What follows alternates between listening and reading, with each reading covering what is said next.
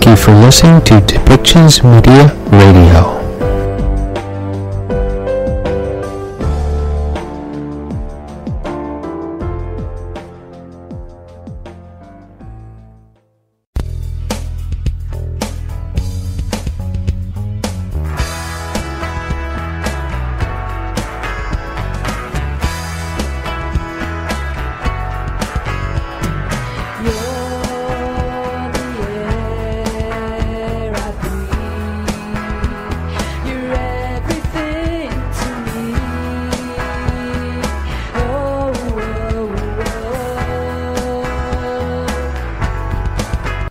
Welcome back, everyone. I'm here today with Cheryl Ginnings. Cheryl is recognized for her expertise in her field of communication, business consulting, public speaking, and as a founder and CEO of Cheryl Ginnings Consulting, a consulting and public speaking company. She utilizes her years of experience to shed light on the trials of families with special needs children. Cheryl holds a Bachelor of Arts degree, Magna Cum Laude, from Sam Houston State University in Speech Communication and Rhetoric. Her skill set ranges from business consulting to real estate, writing, public speaking, relationship marketing. She is also certified as a life coach. Welcome to the show, Cheryl. So, how did you get to do so many things? I've lived a long time. I won't tell you how old I am, but I've really enjoyed getting to do a lot of things. And I actually, when I was young, I started to school and then found my husband and I put him through. And then our first child was born with special needs. And so I was just full-time all the time. And I was able to go back to school.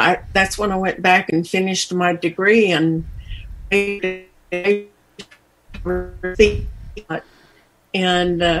the same time, I had an article published about some of the issues that families face when they have a special needs child. And the man that was over my degree plan said, okay, that's what you're going to focus on. You know, why does communication break down in these families?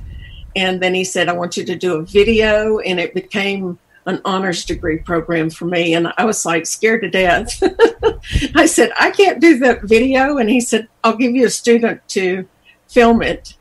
And so I put together all these interviews and went back with 28 hours of recordings. And he said, come here, I'll show you something. And he took me in a room at the university and said, this is called an editing machine. We want your 28 hours to be 28 and 1/2 minutes. And so that's part of why I got started, just going into trying to scale down and trying to focus on this particular niche in my life, was because of having my own son that had special needs and understanding where families are, what they're going through emotionally, physically, financially, spiritually. I mean, it consumes your life, but I understood why so many people had problems. So that became my focus. And so all through the years now, it seems like everything keeps coming back, and it'll be another area of my life, but it has to do with speaking or teaching or coaching or something that helps other people. And I love it. Wow. It sounds like you've helped a lot of people just live better. You know. Well, I try to remember that we're families first, and we all have some of the same experiences, and to try to look back on the things that are the hardest for us to go through and try to see what lessons we can learn from what's hard, because that's where we really grow. You know, we don't grow as long as we're in our comfort zones. But people don't like to change unless they're wet babies. They like to be changed. The rest of us don't really like change much, but we get stuck in a routine of thinking, if I have a problem, that's bad, I'm failing, something's wrong, instead of thinking, no, I'm growing. I can grow if I'll look for a lesson to be learned in what I'm going through. And even to take the steps that we go through in teaching our children, to let them go through making mistakes and falling down and getting back up again, and encouraging them to work through their own problems is very important. Because if they don't learn how to make decisions and learn consequences of whatever decision they made. And they'll feel like they're a victim in life, and it should be easy and life should be fair, and it's not. So then they're disappointed. So if we can flip that on its head, that's what I try to do. Look for things that are hard and try to find some hope, some humor, and some humility about life. Yeah, it seems like hope and humor kind of go hand in hand with that, because when you look for the lighter side, you find the light in what it is that may have happened in the event, and then you learn something, right? That's right. And with our families, we're getting where we're going to have more and more family members that are going to have to be cared for in the future than we have in the past. We have my generation of baby boomers. We're living longer. And my mom just passed away 3 years ago yesterday.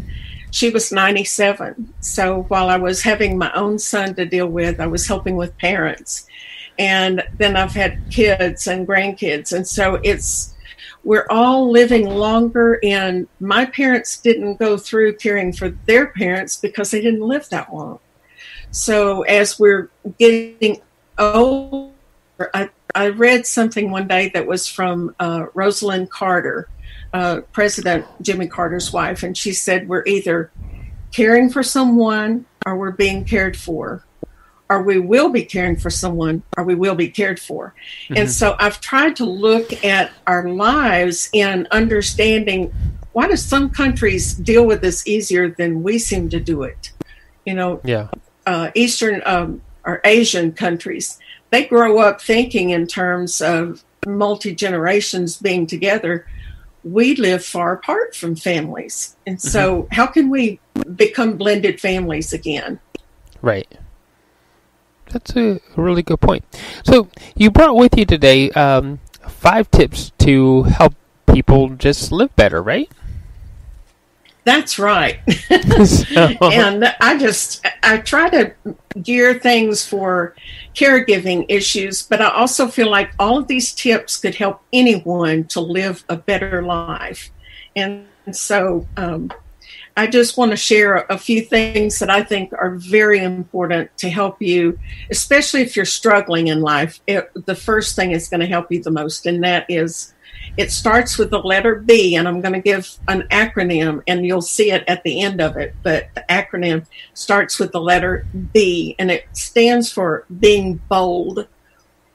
As parents who have children to care for, especially if they have special needs children, we're going to have to find our voices to learn to speak up and to be the voice for those who have no voice. And I was very shy when I was young. I didn't like to stand up and answer a question in a classroom, much less get up and make a speech. But I had to learn to speak up for my son and to find ways to get the things that he needed in his life, opening doors that I knew were not just for him, but for other people. So the B stands for being bold, and included in that would be learning that your boundary, you have to learn how to speak up about your own boundaries so that you can take care of your own health. And this was a lesson I learned in a very difficult way, because my son will be 50 in another week. And he was total care, and nobody knew how to help us with cerebral palsy when he was little.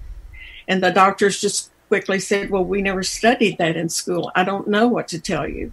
So they sure didn't know to tell us we needed to learn to take care of ourselves. So I try to help younger people learn, if you can say, I really can't do that, or say no a little bit more, or say I really need a little bit of time, or asking for help and learning that you can't do all of this by yourself will really make your life so much better, and other people can begin to feel like they're part of helping you and not just maybe on the outside. So that's one of the first things that I'd like for them to learn. Have you got a question about that, or have you got a thought about being bold? Well, being bold, we all have those times when we need to be bold. It doesn't necessarily always have to be about children, but sometimes you just see something that isn't right, and your heart tells you have to speak up. So, being bold, right? Right. So that's right. Yeah. But a lot of times I've noticed that family members will feel like life is so hard, but they haven't even asked anyone to help them. And then they feel like if I say I'm having a hard day, because, it will be hard. If you're caring for your parents, if you're caring for your spouse, if you're caring for yourself, you're going to have very difficult days. But just because you say I've had a hard day does not mean you don't love that person.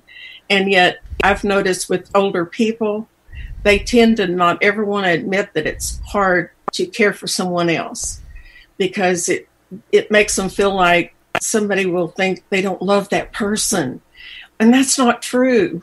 So there's a lot of ways that we can be bold in life, but speaking up for what you need or for what someone else needs that's depending on you is really important. Yeah. Okay. And then, the second thing starts with the letter L, and it's to learn to live one day at a time.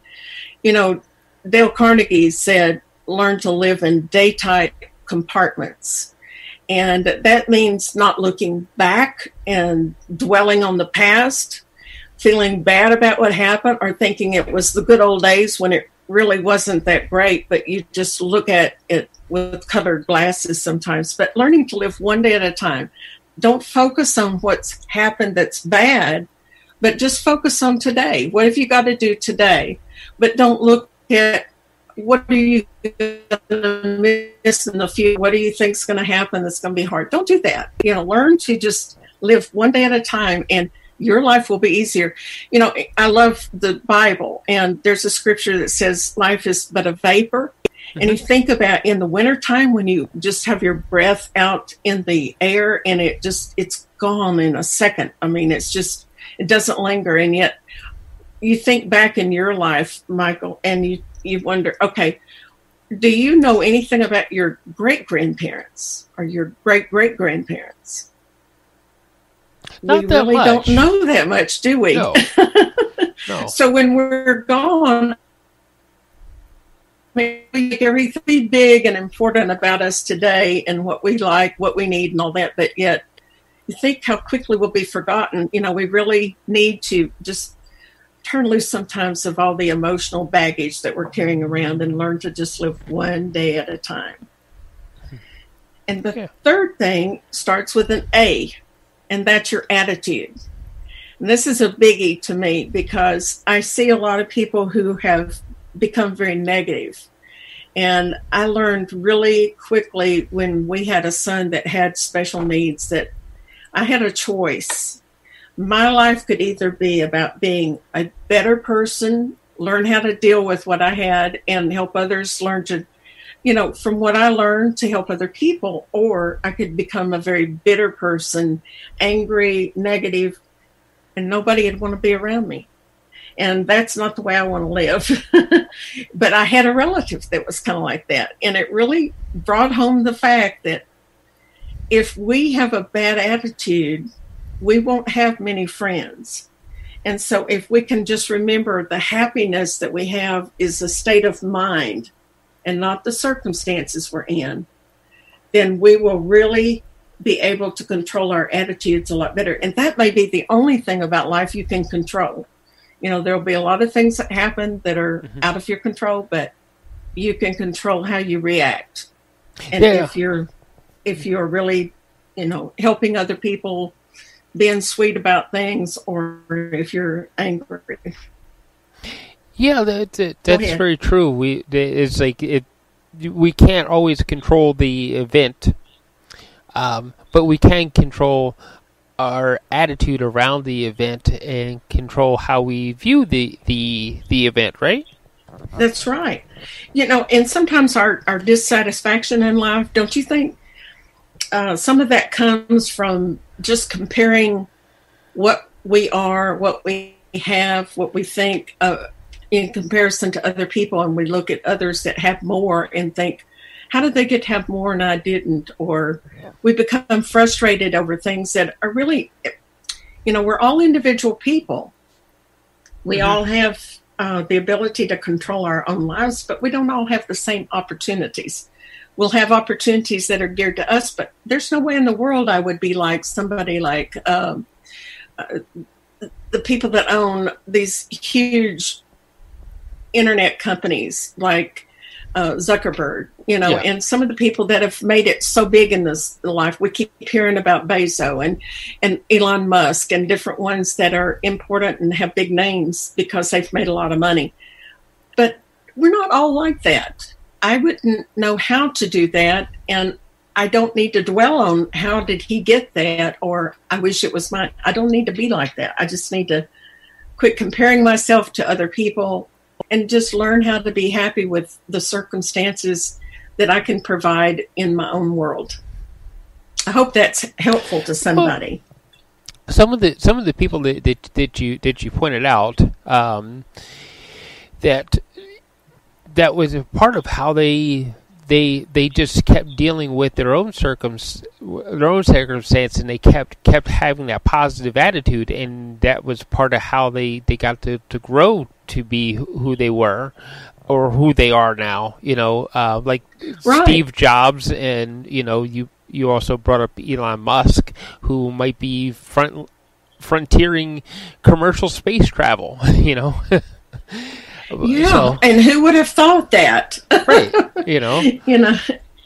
So I wouldn't have ever dreamed of that being a possibility, because I always thought of being in space as something that a huge nation would have to work together to get that to even be possible.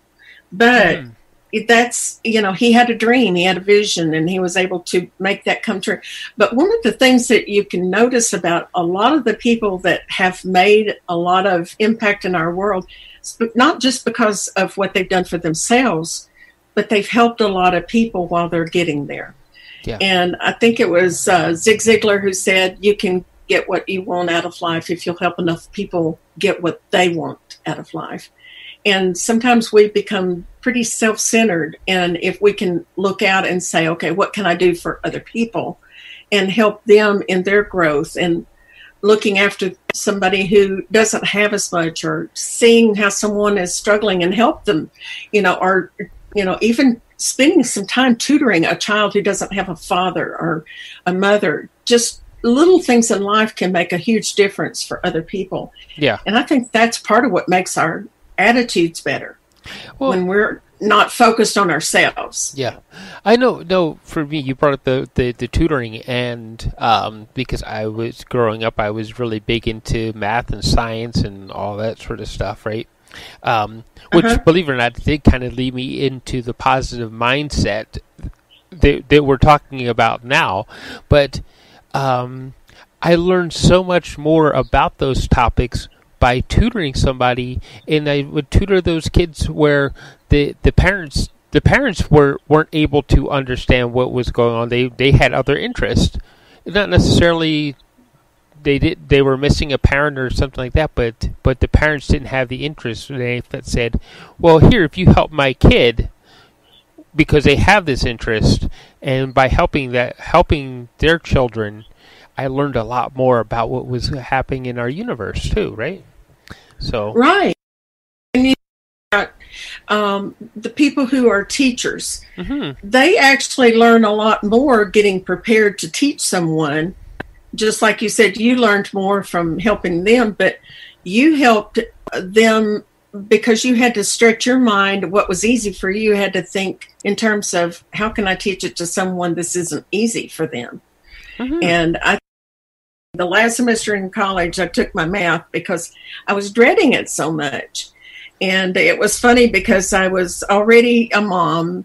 We had actually moved to Houston, and for me to drive back every day for classes, I had to get up and leave by 6 o'clock to be there for an 8 o'clock class, even though it was only about 40 miles, but the traffic was horrendous. Mm-hmm. But I would stay overnight there to get tutored because I was determined I was going to pass and I was going to graduate.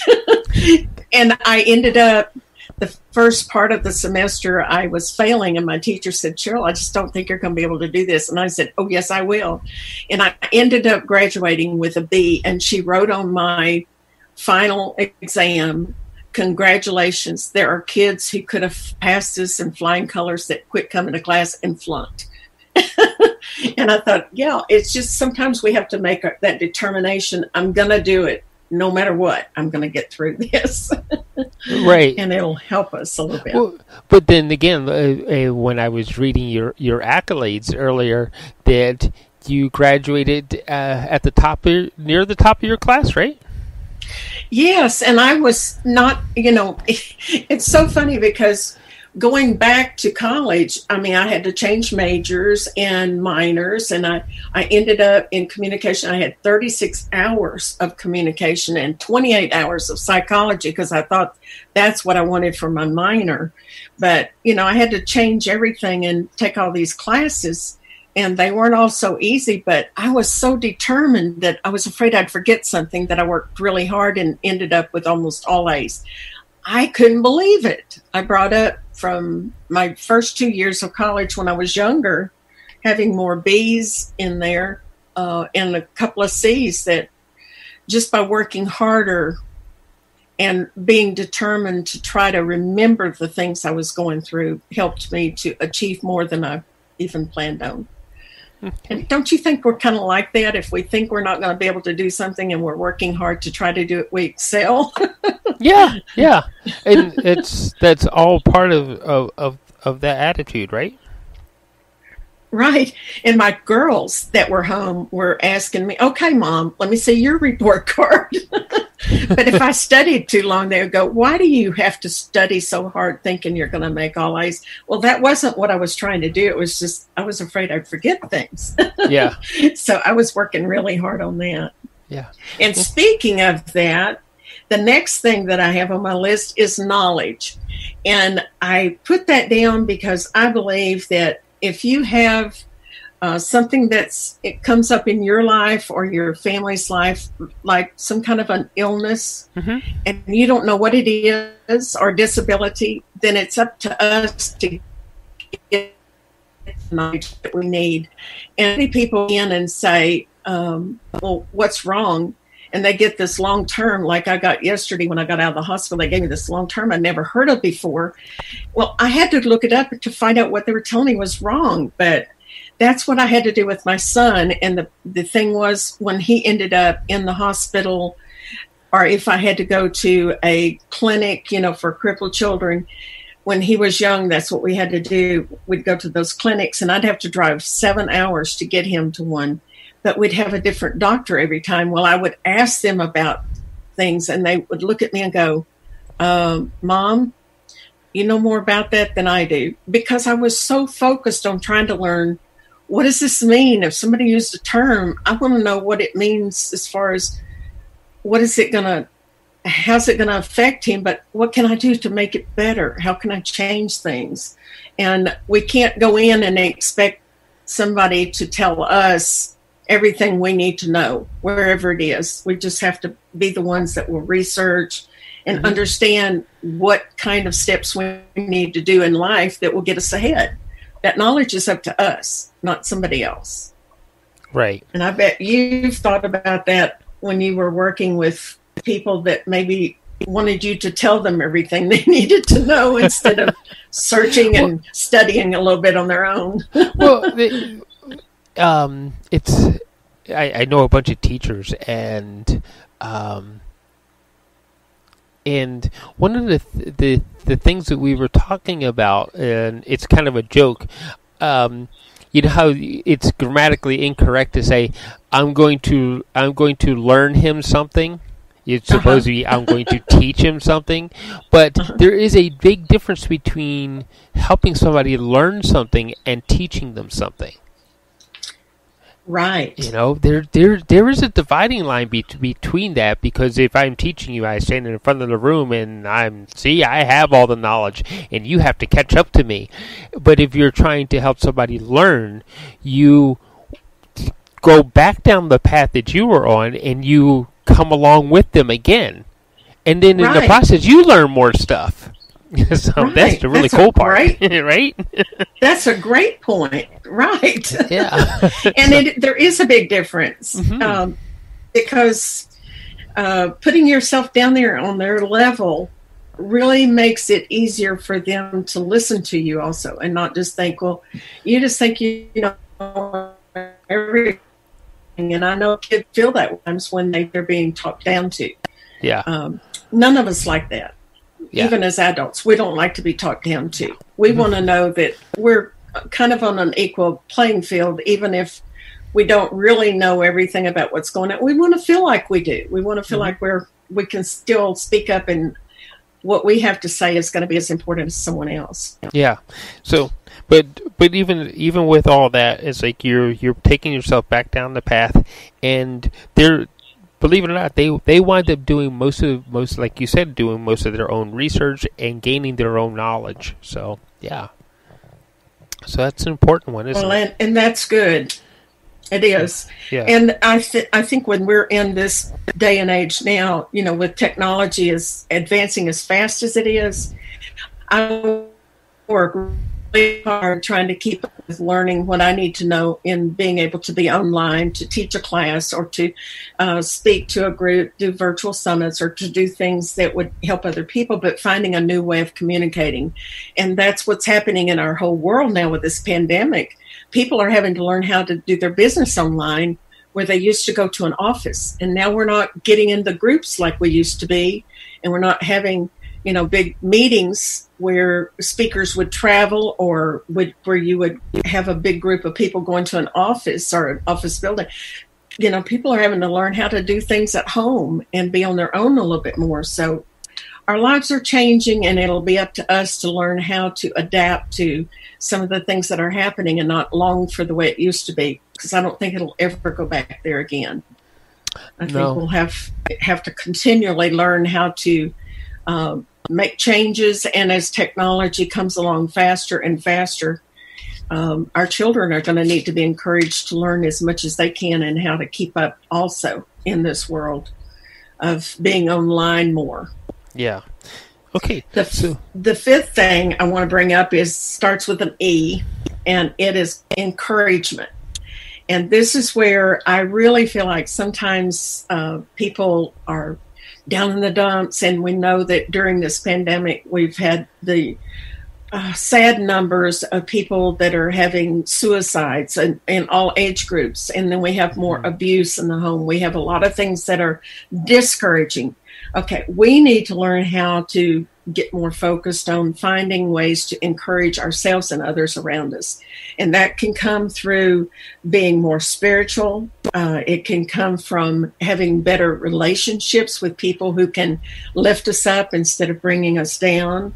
It can also come from good music, to just relax a little bit.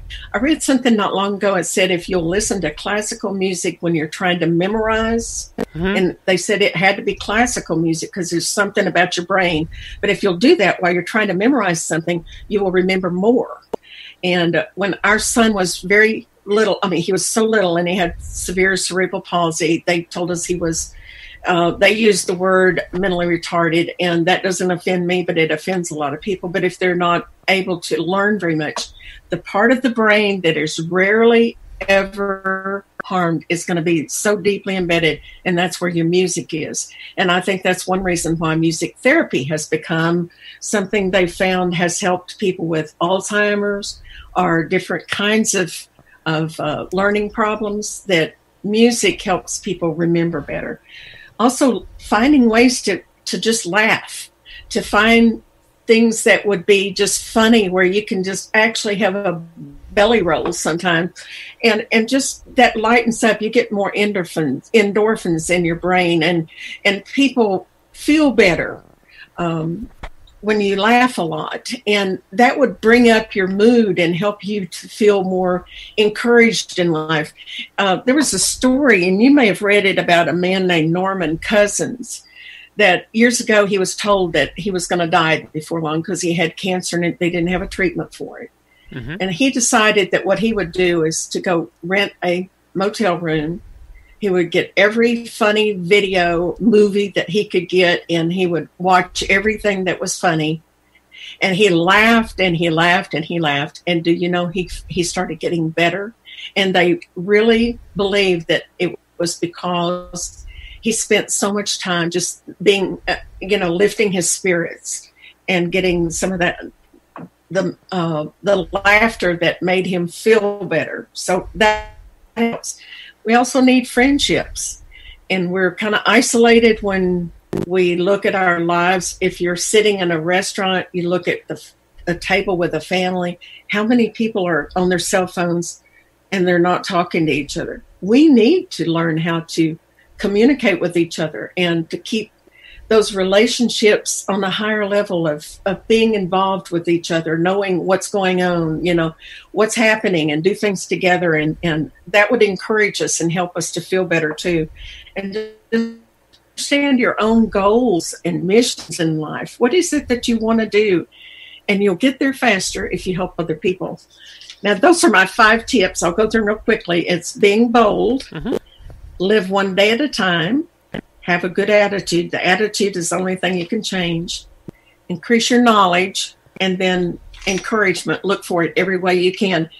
And that actually spells my son's name, Blake, Blake. Oh. And I love this because it reminds me of how much I love him, and he's my why in life, to help other people as much as I possibly can. So how much so Blake has taught you a lot, is what you're saying. He has. Mm-hmm. Yeah. And people are always saying you got to have a why. He's my why. I reach out to try to help families who have special needs children. And I have realized just lately that the group of people I would dearly love to connect to, who probably aren't even in a place of looking for help because they don't know what's happening to their own lives, are those who've just recently had a diagnosis that their child is not going to be able to have a perfectly normal life. They're going to have some kind of disability. And the reason I like that group, Michael, is because I remember how I felt so lost and thought, if we just had an 800 number to call and say, I have this problem. Now what do I do? Where do I go? Where are the resources? What can anybody help me with? And they're still asking the same questions now. Mm-hmm. I get in these groups online with families, and they're asking the same questions that we had, only we didn't have the internet. We had to search for books in a library, and it was hard to find anything about what we needed to know. But now we need relationships with people who can say, I know that I don't have the same feelings you have, and yet I have gone through the same process that you've gone through, and I can understand some of those things, and try to encourage them and help them to understand. And this is one of the key people mindset. If we could just say, the divorce rate is going to be over 90% if we don't help them, because that's what's happening. They don't understand each other, and they don't think that one of them will feel like the other one doesn't grieve as much, or they're not helping as much, or they're not as involved. Well, part of it's just our lack of being able to communicate how we are grieving. And the husband may say, well, or a wife, I've got to go to work, but the other one's got to be there to take care of that child. But if you separate, just think how much is taken away from the support that other person needs to be able to take care of that child. They then have to work as well as being totally responsible. And we just had our 54th wedding anniversary. I know that's unusual. I hear people say that all the time, but part of it is just learning how to, we're going to have disagreements. We're going to have things we don't see eye to eye, but learning to just stay committed to trying to help each other work through some of these problems, I think would turn this around for families, because they would realize how much they really do need to be both involved in helping with caring for a person in the family who needs a lot of extra support. Yeah, right.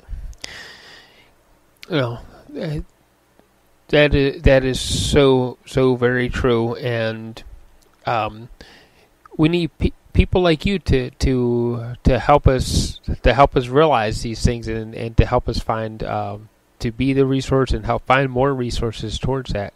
So, with that being said, what's the best way for people to get a hold of you and work with you and help them, build all these things into their life? Okay, well, let me just mention one of the things that I have been doing the last couple of years that may be a way that people could reach out and get help too is there's a site called Quora, Quora.com. Anybody can go there and ask a question, and I've been answering questions about caregiving, special needs, and a few other topics, but those are my main two topics.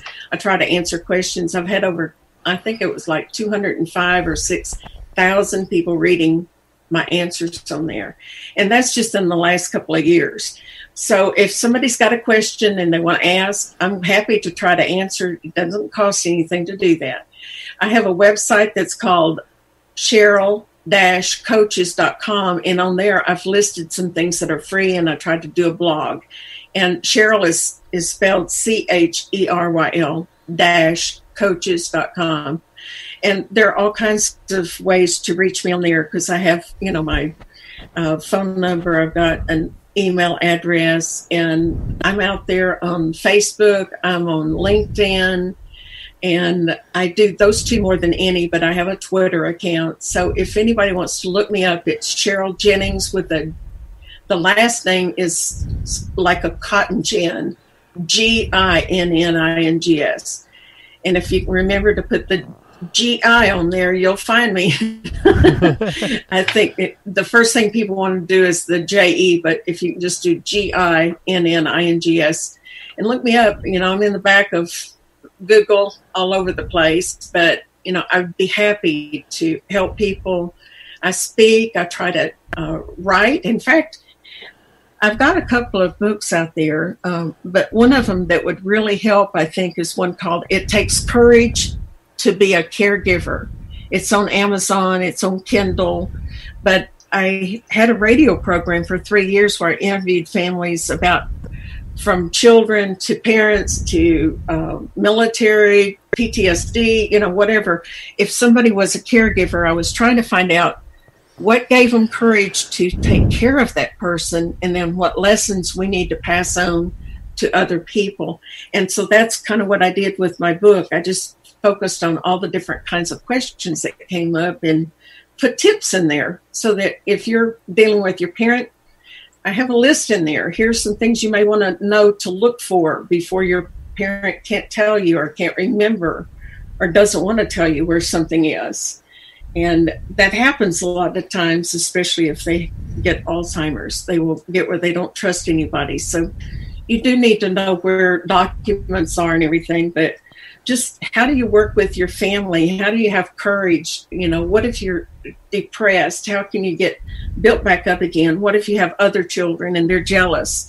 How do you keep that from happening? So maybe that would be of a help to somebody, but I really enjoy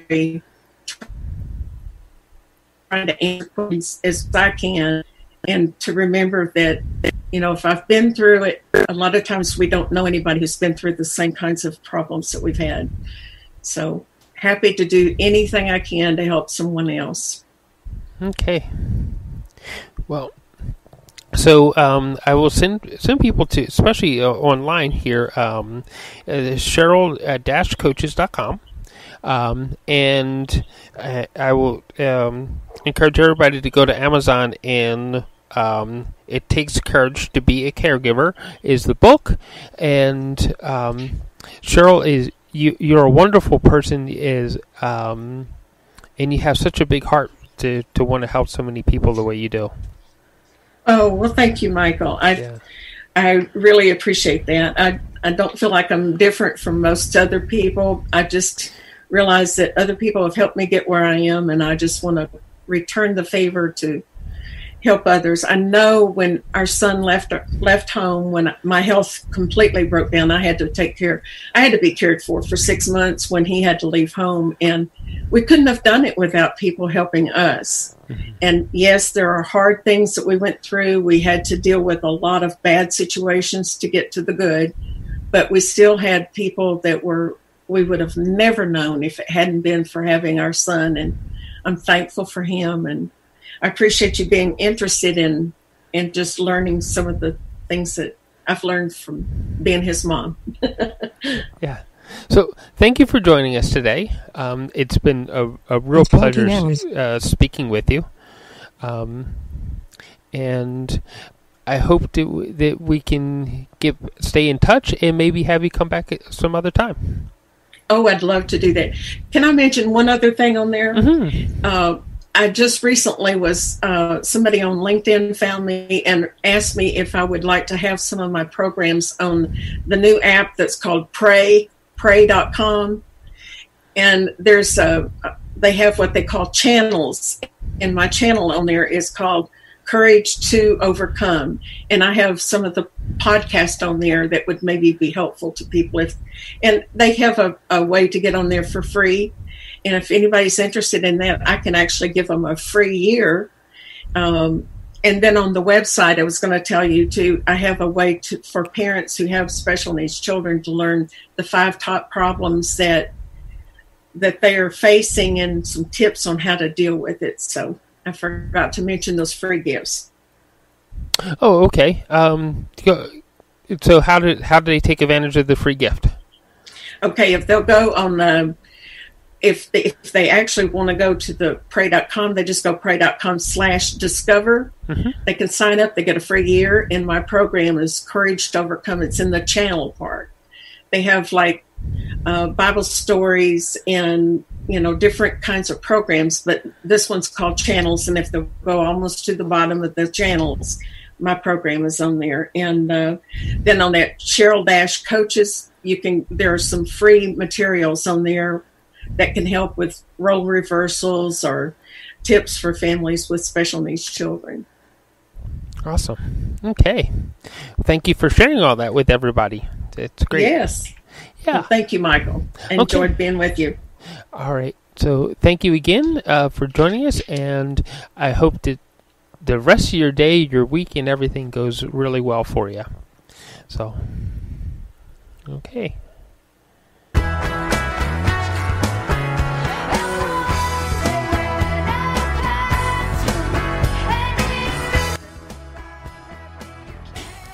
Thank you for listening to us today. Please find and click on the subscribe button so you can get continued updates from us.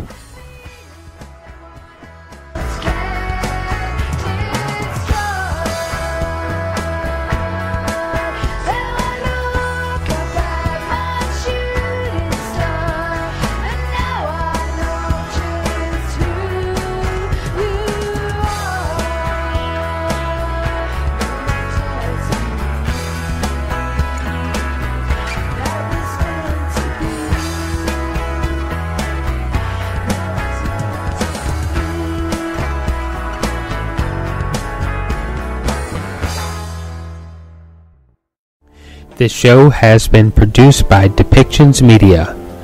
Please contact us at depictions.media for more information.